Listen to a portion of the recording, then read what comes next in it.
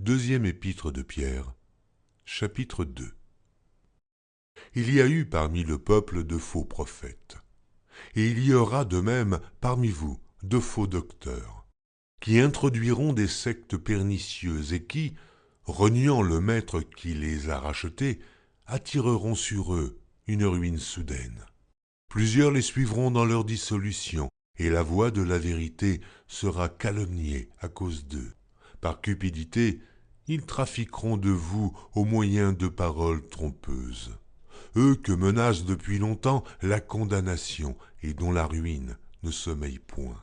Car si Dieu n'a pas épargné les anges qui ont péché, mais s'il les a précipités dans les abîmes de ténèbres et les réserve pour le jugement, s'il n'a pas épargné l'ancien monde, mais s'il a sauvé Noé, lui, huitième, ce prédicateur de la justice, lorsqu'il fit venir le déluge sur un monde d'impies, s'il a condamné à la destruction et réduit en cendres les villes de Sodome et de Gomorrhe, les donnant comme exemple aux impies à venir, et s'il a délivré le juste Lot, profondément attristé de la conduite de ces hommes, sans frein dans leur dissolution, car ce juste, qui habitait au milieu d'eux, tourmentait journellement son âme, juste à cause de ce qu'il voyait et entendait de leurs œuvres criminelles. Le Seigneur s'est délivré de l'épreuve les hommes pieux, et réservé les injustes pour être punis au jour du jugement. Ceux surtout qui vont, après la chair, dans un désir d'impureté et qui méprisent l'autorité. Audacieux et arrogants, ils ne craignent pas d'injurier les gloires.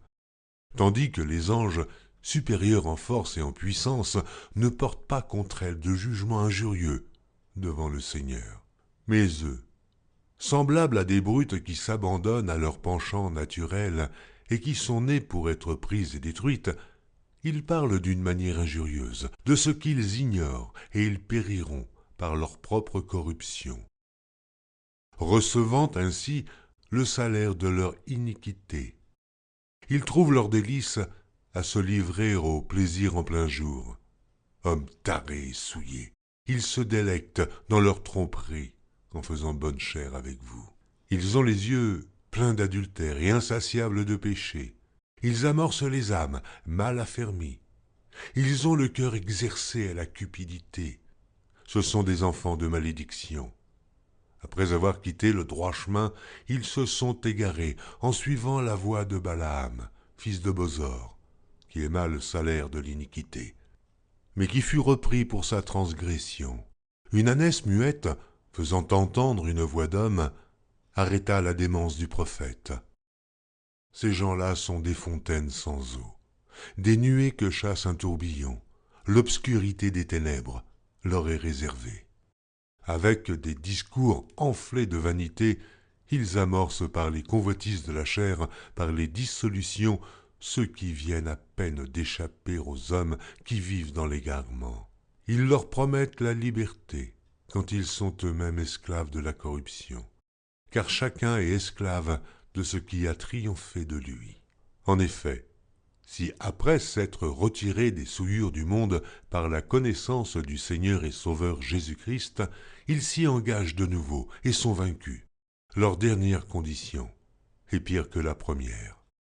Car mieux valait pour eux n'avoir pas connu la voie de la justice que de se détourner, après l'avoir connue, du saint commandement qui leur avait été donné. Il leur est arrivé ce que dit un proverbe vrai: le chien est retourné à ce qu'il avait vomi, et la truie lavée s'est vautrée dans le bourbier.